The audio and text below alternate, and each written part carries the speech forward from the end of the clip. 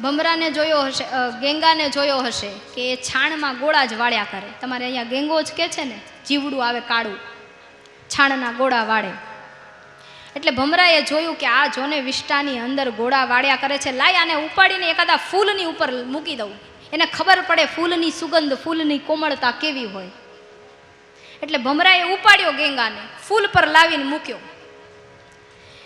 એને એક ફૂલ બતાવ્યું, બીજું ફૂલ બતાવ્યું, ત્રીજું ફૂલ બતાવ્યું, ક્યાંય ન ગમ્યું.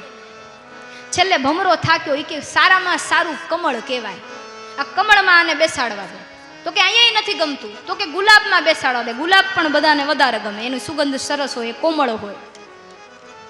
એ ગુલાબમાં બેસાડ્યો ને પછી છેલ્લે ભમરો થાક્યો કે આને તો કોઈ ફૂલ ગમતું જ નથી, આને અહીંયા બેસાડવા દે, થોડાક દિવસ સાથે રહે ને ફૂલની તો એને સમજાય કે ફૂલની કોમળતા, સુગંધ કેવી હોય. એ ભમરો ગેંગાને ફૂલ પર મૂકીને જતો રહ્યો. એટલે ગેંગો ત્યાંથી હાલતો ચાલતો, હલતો ડોલતો થઈ અને એ ફૂલથી નીચે આવીને પડ્યો. નીચે એક છાણનો પોદળો પડ્યો. એમાં જઈને ફરી એને ગોળા વાળવાનું શરૂ કર્યું કે હા હવે બરોબર.